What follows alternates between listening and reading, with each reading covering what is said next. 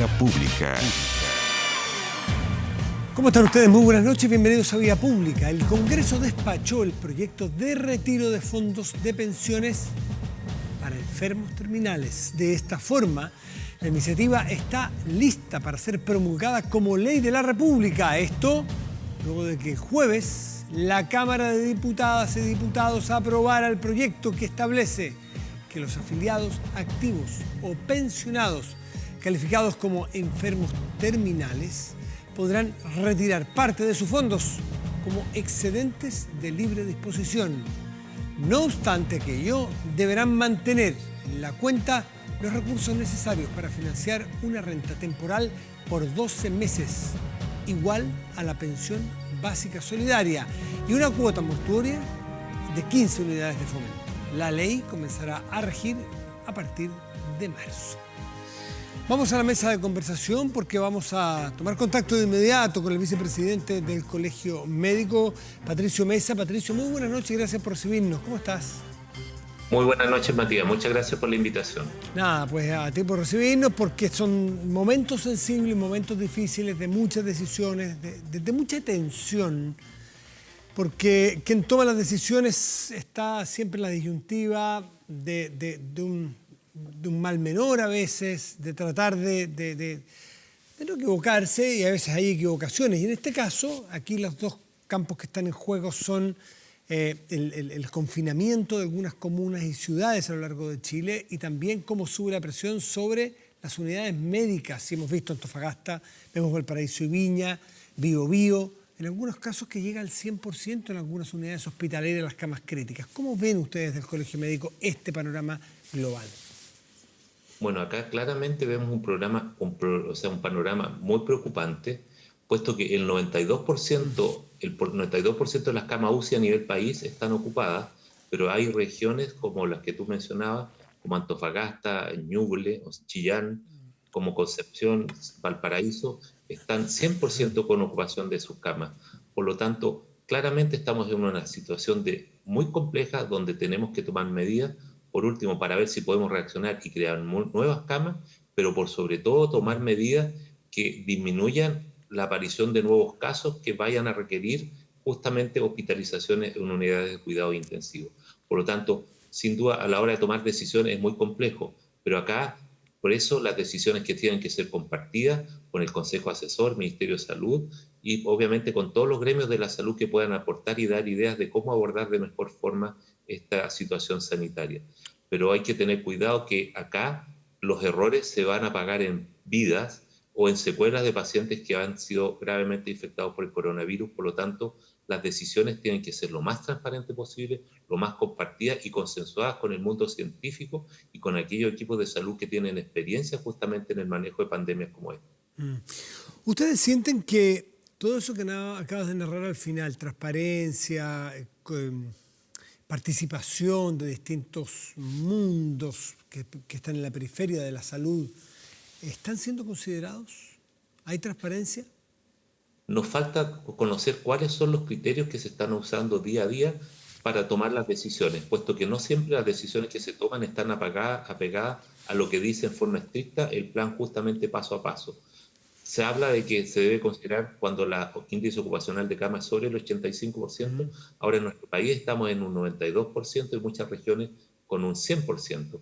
Por lo tanto, necesitamos entender para que a su vez la comunidad entienda que las decisiones se están tomando con un criterio sanitario y no con otro tipo de miradas que tienen que ver con la reactivación económica, que también sin duda es muy importante.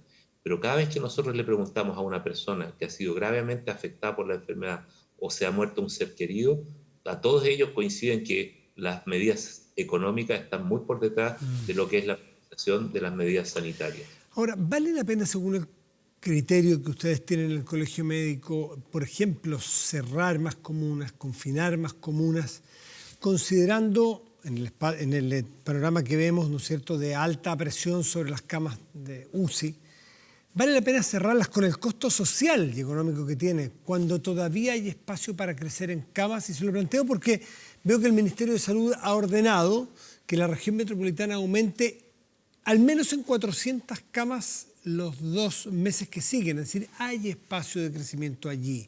Entonces, ¿cómo ven ustedes esa disyuntiva? Bueno, ese es un tema que nos preocupa, que nos cuenten cómo van a ampliarse en el 400 camas Santiago en un plazo de 2 semanas. Todos conocemos ya que los equipos de salud están totalmente diezmados por el cansancio luego de casi un año de pandemia.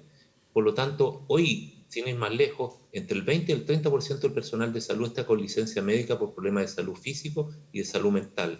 También en algunas estadísticas hablan que los técnicos de enfermería, en el sector privado, el 35% de ellos está con licencias médicas. Por lo tanto, es muy complejo y nosotros no vemos cómo en tan poco tiempo vamos a sacar personal suficiente, que además muchos de los cuales hoy están haciendo uso de sus feriados legales, podamos encontrar equipos que son altamente calificados como para poder enfrentar de mejor forma esta pandemia. Y Patricio. a eso también, perdón Matías, que en el mes de diciembre se terminaron los contratos honorarios de muchos funcionarios de la salud que habían sido contratados para la pandemia. Por lo tanto, hoy tenemos mucho menos recursos humanos y en muchos lugares de nuestro país los brotes actuales superan en número los brotes que tuvimos hace el año pasado. ¿Ustedes estiman que no creen que sea capaz el sistema hospitalario en general de aumentar en las camas que el gobierno y el ministerio han dicho? ¿O creen que si lo logran igual no va a ser suficiente para atender todos los requerimientos y las demandas por hospitalización que hay? O sea, nosotros queremos y confiamos en que podamos aumentar las camas de Pero todas. ustedes conocen muy bien el paño, ¿no es cierto? Como se dice vulgarmente. Conocen cómo es la cosa ahí porque están en los hospitales por años y por generaciones. ¿Es posible o decir que aumentar 400 camas en la UCI es solamente un decir? ¿Pueden o no pueden? Porque el tiempo dirá quién tuvo la razón si es que ustedes creen que no son capaces. Creemos que es muy difícil plantearlo justamente por el tema del recurso humano. Eso hay que considerarlo, por lo tanto, en eso queremos ser categóricos, que nosotros creemos hoy que hay que tomar medidas muy drásticas para disminuir el número de personas que están contagiadas, que se puedan contagiar por el coronavirus y que además puedan necesitar en algún momento camas críticas. Recordemos que hoy alrededor de la mitad de las camas críticas están ocupadas por pacientes contagiados por COVID. Por lo tanto, sabemos que hay otro grupo de la población que también está gravemente enfermo. Por lo tanto, debemos disminuir los factores de riesgo, debemos disminuir la movilidad. Nuestro regional de Valparaíso nos pide que por favor la autoridad sanitaria prohíba el ingreso, o sea, disminuya la movilidad interregional y regional para que no más personas potencialmente contagiadas puedan ingresar a la región, y no solamente contagiadas, sino que personas que ingresen a la región con otras patologías que se puedan descompensar van a tener dificultades para encontrar una cama clínica que les permita manejar adecuadamente sus problemas de salud. Una cosa es la petición del ministerio que se aumenten 400 camas en 2 meses en la región metropolitana, pero además las autoridades del ministerio sostienen que las posibilidades de hoy y llegar al máximo que tuvimos en los momentos más difíciles, todavía queda un espacio, interesante el número, no sé si usted dirá que es posible o no, un espacio por 1.500 camas más, según el tope que tuvimos este mismo año. ¿Usted cómo evalúa una declaración o una explicación como esa? ¿Usted cree que no hay posibilidades de abrir 1.500, o sea, llegar al mismo pic que tuvimos a mitad de año, del año 2020? Yo haría una contrapregunta, Felipe, o sea, Matías, si es que es posible hoy, con un 25 o un 30% menos de personal calificado para el manejo de los pacientes críticos, estaremos en condiciones de expandir el número de camas que se plantea como objetivo. Nosotros sabemos del compromiso que tienen los equipos de salud, nadie duda de eso, pero no sabemos si están en condiciones físicas y de salud mental para enfrentar un esfuerzo tan grande como el que se le quiere pedir y exigir que ellos cumplan. Y en ese sentido, también quiero hacer un pedido que me han pedido nuestros equipos de salud, nuestros colegas, sobre todo los que trabajan en urgencias en la UCI, que por un lado todos reconocemos el gran esfuerzo y el trabajo que ellos han realizado, pero hoy, hasta el momento, ninguno de esos equipos tiene claridad cuál es el programa de vacunación para todo el personal de salud, particularmente los que están en primera línea. Y hoy ellos se quejan amargamente y con mucho dolor en muchas regiones de nuestro país, en las cuales no conocen bien cuál es el cronograma de vacunaciones, sabiendo que en algunas regiones se ha vacunado no solamente a todo el personal de salud, sino que ya a otros grupos que estaban más bajos en la priorización. En cambio, hay otras regiones en nuestro país donde ni siquiera el personal de las unidades de cuidado intensivo ha completado Mm. su proceso de vacunación. Do- Eso do- es un llamado sí, que eso es nosotros interesante, ese dato, hacemos para Patricio. priorizar la vacunación en el personal de salud. Patricio, ¿en qué regiones se ha pasado del personal de salud a otro grupo de la población a ser vacunados? Bueno, hay regiones, por ejemplo, en la región de O'Higgins, donde se ha vacunado gran parte del personal de salud, si no todo, Ya. pero no tengo un dato específico, pero también nos decían que hoy estaban vacunando en algunas regiones a personal del área judicial, por ejemplo, ¿En que qué- sabemos que es muy importante, pero hay un personal de Claro, sí. salud hoy Se, de primera línea se ha que declarado debe. otra prioridad, entonces habría que ser consistente con eso. ¿En qué regiones ha pasado esto, Patricio? Conozco, no alcancé a leer la información que me enviaron, pero es una información categórica. Por ejemplo, en Concepción no se ha vacunado el personal, ni siquiera se ha completado el personal de la UCI. Sabemos que hay un problema de vacuna, eso lo sabemos, pero nosotros queremos pedir un esfuerzo adicional que necesitamos que se priorice al personal de salud y también a los adultos mayores, sobre todo los sobre 80 años. Pero nosotros creemos que el personal de salud, sobre todo en la primera línea, debe estar vacunado primero para disminuir el riesgo que ellos puedan enfermar en forma grave y por eso, de esa forma, ellos también estén en condiciones de salud para abordar los problemas de salud de los adultos mayores, de las personas con patologías crónicas, etc. Ahora, la próxima semana vienen dos cargamentos importantes de vacunas. Pfizer viene en torno a 249.000, si no me equivoco, y Sinovac en torno a 1.750.000. Allí debería alcanzar para el sector salud primera línea y más aún para otros sectores de la población. ¿Cómo ven ustedes esta llegada de vacunas? ¿Puede ayudar a tranquilizar un poco la presión que hay sobre el sistema hospitalario o no tienen ustedes la misma opinión?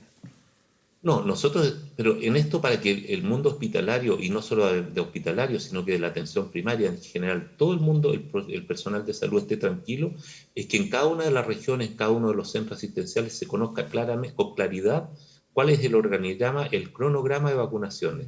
Y en la medida en que todos sepamos eso, sabemos cuánto podemos esperar y por qué estamos esperando. Alrededor de 450.000 los funcionarios de la salud en nuestro país y por lo tanto con esos lotes de vacunas que van a llegar, esperamos que se pueda cumplir justamente con el porcentaje de vacunación, porque además en los próximos días, si el personal altamente calificado que hoy está en la primera línea está superado en muchas de las actividades que hoy deben realizar, probablemente van a requerir la ayuda de otros colegas, de otros equipos de salud provenientes de atención primaria o de otros sectores del área hospitalaria que puedan sumarse justamente a colaborar, a ponerse a disposición de los colegas de la primera línea, justamente para dejar o dar una mejor cobertura a las personas que están con problemas del COVID. Por último, Patricio Mesa, vicepresidente del Colegio Médico, con todo este panorama que nos ha narrado, ustedes, si de ustedes dependiera, ¿ustedes confinarían más comunas o la región metropolitana, por ejemplo? Me refiero a los grandes centros urbanos de nuestro país. ¿Serían partidarios de pasar a fase 1, por ejemplo, esta región en la cual al menos transmitimos y vivimos aquí algunos? Bueno, hoy nosotros hemos visto, por ejemplo, en el día de hoy, más de 4.300 personas infectadas con un número alto de PCR de Sí. 55.000. Pero hace pocos días atrás tuvimos un poco más de casos, pero con 10.000 exámenes más. Por lo tanto, claramente vemos que hay una expansión de la enfermedad todavía a nivel país. Y por lo tanto, lo que nosotros pedimos al Ministerio de Salud, que comparta cuáles son los criterios que ellos están utilizando. Ahora, sin duda, que como colegio médico ya hemos propuesto algunas cosas, como por ejemplo el cierre del aeropuerto, por ejemplo que se disminuyan las vacaciones, estos permisos para vacaciones, son medidas que hay que tomar en forma inmediata. Y en aquellos lugares donde ya están en cuarentena, que se tomen todas las medidas para que la cuarentena sea realmente efectiva, para que la gente realmente disminuya la movilidad, para que la gente que solamente de forma estricta y necesaria tiene que salir a la calle lo haga, justamente para que esa cuarentena sea lo más corta posible y pueda tener el menor impacto en el tema de la economía. Por lo tanto, creemos que hay mucho que hacer todavía, podemos avanzar. Y otro elemento que no hemos conversado hoy, pero que es fundamental para nosotros, invertir más en el tema de la trazabilidad. Hoy se permitió que las personas salgan de vacaciones, pero no en igual proporción se aumentaron los recursos para mejorar la trazabilidad en aquellos lugares donde llegaron muchas personas de otras regiones a vacacionar. Por lo tanto, creemos que el presupuesto para trazabilidad, para la detección precoz de las personas que están infectadas y aislarlas precozmente es fundamental justamente para poder manejar la epidemia, la pandemia en las próximas semanas y en los próximos meses. Patricio Mesa, vicepresidente del Colegio Médico, le agradecemos mucho esta conversación en vía pública. Que esté muy bien. Muchas gracias y llamamos y pedimos a la comunidad, por favor, que independientemente de las medidas que tome la autoridad, también tenemos una responsabilidad individual y colectiva en el sentido de cuidarnos. Por favor, no dejemos de usar la mascarilla en forma permanente y en forma adecuada, mantengamos el distanciamiento social y salgamos a la calle solamente para realizar actividades que sean estrictamente necesarias. Gracias, Patricio. Buenas noches. Muchas gracias. Buenas noches. Hacemos una pausa y ya volvemos en vía pública. Espérenos.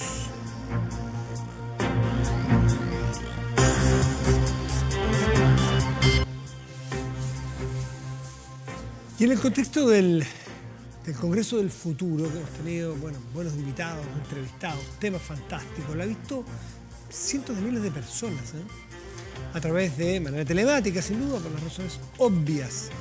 Bueno, hoy tenemos la oportunidad nuevamente de tratar un tema sumamente relevante que nos puede cambiar la fisonomía del planeta, de nuestro país, la estructura productiva, es muy de futuro y de un futuro verde. Las energías verdes. Y justamente nuestra invitada es María Paz de la Cruz, que es ingeniera civil industrial de la Universidad de Concepción y especialista en Carbon Management de la Universidad de Edimburgo, gerente general de la Asociación Chilena de Hidrógeno. Muchísimas gracias por recibirnos, María Paz. Muy buenas noches, ¿cómo estás? Hola Matías, buenas noches, muchas gracias por la invitación, por hablar de estos temas que ojalá que no sean tan del futuro, sino que sea un futuro más cercano. Sí, no, tienes toda razón, porque entiendo que ya es una realidad de alguna manera, ¿no? Y lo hemos hablado, yo he escuchado al ministro anterior, y esto es uno de los temas, María Paz, tú me lo desmientes si no es así, por lo que yo he entendido, es uno de los temas donde Chile tiene política de Estado, donde cambian los gobiernos, pero las políticas más o menos en energía siguen respetando lo que hacía el anterior y no redescubrimos la rueda cada 4 años. Hidrógeno verde es uno de los grandes temas del presente y del futuro. De eso hablaron hoy, ¿no? En parte. Sí, no, sin duda. Y bueno, lo que dices tú, tienes toda la razón. El hidrógeno verde tiene la virtud de ser transversal políticamente y que es un tema que hoy en día cohesiona y convoca a todos los actores del mercado, que en el fondo también nos está dando la posibilidad de reactivar nuestra economía. El hidrógeno, la verdad que el mercado que tiene potencial es bastante grande, digamos. En el fondo el mercado está un poco fundamentado porque los países empezaron a comprometerse con la carbono neutralidad. Claro. Se empezaron a dar cuenta que había sectores industriales que eran difíciles de descarbonizar. Entonces, con el caso del transporte aéreo, el marítimo, las mismas industrias que ocupan altos hornos, alta temperatura, y ahí se dieron cuenta en el fondo que no se podía electrificar todo y era necesario tener un combustible limpio, digamos. Y el hidrógeno, la verdad que es la alternativa, el hidrógeno verde, sí, que es producido, digamos, que el principal insumo, y quizás está bueno recalcarlo, que el principal insumo es la electricidad renovable. Es por eso que Chile tiene tanto potencial. Sí, expliquemos un poquito, porque el hidrógeno no es la novedad. Es cómo producimos, cómo separamos, ¿no es cierto?, partículas de hidrógeno y oxígeno, obtenemos este hidrógeno. Esto no es lo novedoso, sino que, o novedoso o más de futuro, donde genera más expectativa, es que este hidrógeno se hace a través del proceso de la electrólisis y es con energía eléctrica que está generada por sol. Esa fuente natural es la que hace que el resultado sea el verde, ¿no es así? Claro, es el origen de la electricidad que utilizamos para poder separar estas moléculas de hidrógeno y de oxígeno. Ahora, puede ser sol, puede ser todos los recursos renovables, digamos. Sí. Chile tiene situaciones de sol. Entonces, Chile al mejorar en la producción eléctrica con fuentes renovables hace que tenga este hidrógeno verde. Tenemos efectivamente como país una ventaja competitiva, tenemos una posibilidad de desarrollarnos fuertemente allí sin altos costos. Mira, el costo, bueno, la verdad que los recursos que tenemos renovables son enviables. Tenemos la mejor irradiación solar del mundo en el desierto de Atacama. Tenemos una muy buena calidad de vientos, pero especialmente también en la Patagonia. Y bueno, hay estudios que sitúan, tenemos energía de los mares, tenemos la energía de la tierra. Claro. Geotérmica. Claro, entonces tenemos la energía del agua, la hidroelectricidad también. Entonces, todos esos son recursos renovables Y hay estudios que dicen que el potencial de energía renovable es equivalente a 70 veces el actual consumo eléctrico de Chile. Entonces, lo que pasa es que podríamos crecer 70 veces Chile en el potencial que tenemos de recursos. Y eso es sin considerar el potencial de energía marina. Así que, oye, una pregunta, perdón, no, te interrumpí en algún argumento que estabas dando, discúlpame. Sí, lo que pasa es que eso sumado, porque eso no es todo, eso sumado a la baja de las tecnologías renovables, baja el precio. hacen prever que la baja del precio de las tecnologías, de los costos de las tecnologías renovables, hacen prever que vamos a tener precios de energía renovable, de electricidad renovable muy baratos. Y es por eso entonces que no tan solo nosotros, sino que organismos internacionales dicen que Chile va a tener uno de los costos más competitivos del planeta. Uno ve con cierta, mirado en los últimos años, con cierta envidia, sana envidia, si es que la existe, cómo nuestros vecinos encuentran pozos. Qué sé yo, Bolivia, me acuerdo del famoso Pozo Margarita en Tarija, Vaca Muerta en Argentina. Dice, bueno, y Chile que está por aquí no le toca nada de esto. Pero la naturaleza se encarga de equilibrar en algún momento. Para lo que viene hacia el futuro, ¿es más conveniente tener este desierto y estas capacidades de generación eléctrica con energías renovables que descubrir fosos de gas o de combustibles fósiles? ¿Tú crees que de alguna manera terminamos siendo igual bastante privilegiados? Totalmente, yo creo que sí es un país que somos, estamos predestinados a jugar un rol importante en todo lo que es la descarbonización de Chile, también del mundo. Porque por el potencial que tenemos. O sea, no todos los países tienen estas virtudes y esto, como te digo, no lo decimos solamente nosotros, sino que también lo decimos organismos internacionales y no se te olvide que tenemos una estrategia también, que es una estrategia que lanzó el gobierno en noviembre del año pasado. Y esa estrategia, en el fondo, acelera pone unos targets bastante ambiciosos, que nos pone en uno de los, o sea, top one, digamos, o uno de los primeros lugares de competitividad de producción de hidrógeno. Entonces, lo que hizo esta estrategia, además con su ambición, ambiciosa pero realizable, digamos, es que centró, que fijó la mirada de todos los headquarters o las casas matrices de las grandes compañías alrededor del mundo. Entonces, ahora están mirando todos a Chile y han venido organizaciones internacionales que andan buscando comprometer suministro o sus requerimientos que van a tener en el futuro, porque hay países que, producto de la carbono neutralidad que se comprometieron, van a ser importadores de combustibles. Ahora, María Paz, nosotros tenemos energías renovables para generar electricidad. Con esa electricidad generamos este hidrógeno que es verde por el origen verde y sustentable, ¿no es cierto?, de la energía. Luego el hidrógeno en sí es un combustible, ¿no? Entiendo que además es un combustible poderoso. Hoy las tecnologías permiten que con hidrógeno, por ejemplo, mover barcos pesados, mover camiones de la minería, mover trenes el día de mañana, ¿o falta todavía para que la tecnología permita funcionar con el hidrógeno? Porque ahí sí que no nos va a ganar nadie, o vamos a tener muchas ventajas, ¿no? Hay algunas tecnologías que ya están y hay otras que siguen perfeccionando. Pero claro, la virtud, lo que decías antes, la virtud del hidrógeno es que es su versatilidad. El hidrógeno lo puedes ocupar como gas, ya per se como combustible, y directamente en los autos de celda combustible, que en el fondo son más que nada autos eléctricos, pero que son alimentados por gas porque tienen estas celdas que transforman el gas en electricidad internamente. Puedes ocupar también, lo puedes ocupar directamente en las redes de cañería, con la mezcla con gas natural y utilizarlo como calor en las casas. Sí, de hecho, como mencionabas antes, el hidrógeno no es la novedad. Antes del gas natural, Chile se utilizaba el gas ciudad. El gas ciudad tenía un porcentaje de hidrógeno, pero ese hidrógeno en ese entonces era hidrógeno gris, que es el que le decimos el hidrógeno que viene de cuando se utiliza combustibles fósiles. Claro, el CO2, ¿no es cierto? Pero emite mucho dióxido de carbono a la atmósfera, entonces eso es el que esa es la novedad del verde, ¿no? que no lo hace. Es verde. Sí. Ya, pero como energía, bueno, como combustible, ¿cómo se comporta hoy y qué se espera el día de mañana? ¿Qué cosas vamos a ver funcionando con hidrógeno? ¿Aviones, por ejemplo? ya tiene, sí, bueno, claro, también. Ahí hay algunos prototipos, pero lo que se ve ahora hoy en día, digamos, son los buses, los autos también, eso está claro.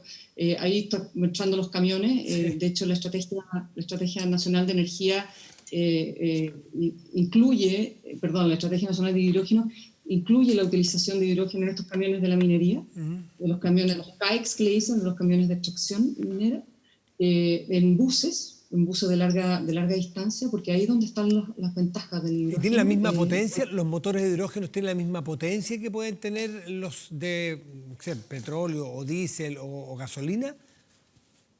Mira, el hidrógeno tiene 3 veces más energía que el petróleo, ¿ya? Y la verdad que eso va a depender, el uso o la energía que te entregue al final va a depender de cuál es el motor que estás usando. Perfecto. O sea, Sí. Al utilizar el hidrógeno en la celda combustible, la verdad que sí tiene mayor eficiencia. 2 cosas me hacen falta saber. Una, fundamentalmente, si tiene la misma flexibilidad o posibilidades de transporte que tienen otros combustibles que conocemos. Hemos visto aquí, así mirando el océano, en muchas playas de nuestro país, esos barcos cargueros enormes, esos petroleros. Sí. Bueno, así se transporta el petróleo. ¿El hidrógeno es fácilmente transportable también? 1. Y 2, el costo de producción por cada kilobyte, por ejemplo, no sé por qué lo podríamos medir, generar la misma cantidad de energía con combustibles fósiles en costo, no en eficiencia ni en potencia, sino que en costo, y con el hidrógeno verde, ¿cómo andamos? O sea, transporte y costo. En el transporte hay...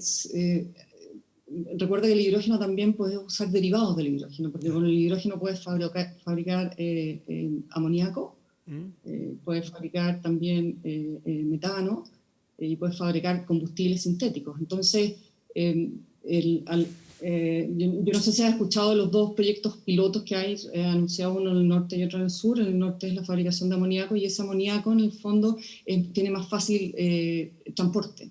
Ya. Hoy en día es más fácil que transportar el hidrógeno líquido, digamos, que todavía está en prototipo, y hay un barco que está entre Australia y Japón, digamos, que se está ahí experimentando. ¿Cuál tu otra pregunta? El costo para producirlo puede ser más potente, más eficiente, lo que sea, pero ¿cómo andamos para producir una misma unidad de energía con combustibles fósiles y con hidrógeno verde? El costo de producción hoy en día, el costo de producción varía, yo diría, entre 6 y 8 dólares o euros por kilo, digamos, pero esos son costos que se manejan más estándares, que claramente si tú comparas entre producir o tener energía con combustibles fósiles y tener energía con combustibles limpios, el combustible limpio es más caro hoy en día, y es más que nada porque es una comparación injusta, porque el utilizar combustibles fósiles no incluye el daño que tú haces al medio ambiente. Claro. Que en el fondo no tiene un peso de carbono, o bien, claro, ese daño que haces tú al ambiente en el fondo se puede traducir en algunos problemas de salud. Que no se le añade, la externalidad negativa no se le está sumando al precio hoy día. Esto está subvencionado, por así decirlo. Claro, entonces hoy en día, si tú haces la comparación, esto no es competitivo, pero la Estrategia Nacional de Hidrógeno también se hace cargo de eso, habla de las conversaciones, del establecimiento quizás de futuras mesas de conversación para buscar algún precio justo al carbono y poder, de alguna forma, o bien buscar algunos beneficios tributarios. Entonces, en ese sentido, estamos tranquilos, digamos, con lo que anunció la estrategia y ver qué es lo que va a pasar. Y la apuesta del futuro es que el costo, digamos, de producción de hidrógeno verde baje, pero es más que nada atendido por los costos de electricidad. Sí. Pero lo más importante es las tecnologías del proceso de electrólisis, el proceso de separación de las plantas de producción de hidrógeno, por así decirlo. Es ahí donde está la gran apuesta. Perfecto. Es ahí donde Otra gran apuesta. La separación de las moléculas de hidrógeno y de oxígeno. En esas plantas donde están La caja de separación es la que va... Que es como un radiador donde están las plaquitas esas de la electrólisis y se separa. Bueno, es muy fascinante. Además que yo les quiero decir que en la web uno puede leer muchas cosas y es muy gráfico y es muy, si lo entendí yo, imagínense, es relativamente fácil de entender y es un futuro que no es tan futuro, está bastante cercano y a Chile le abre unas posibilidades enormes, enormes, enormes. Imagínense la producción de cobre con energías verdes. ¿Cómo será el precio de nuestro cobre? Ya no va a ser un commodity, va a ser cobre verde. Miles de posibilidades. María Paz, muchas gracias por atendernos esta noche. Gracias por la invitación. ¿Cómo? Y que sea un futuro cercano. Muchas gracias por la invitación y que sea un futuro cercano. Yo confío en que el mercado nos va a sorprender. Muchísimas gracias, María Paz. Que te vaya muy bien. Buenas noches. Chao. Hacemos una pausa y volvemos en Vía Pública. Espérenos.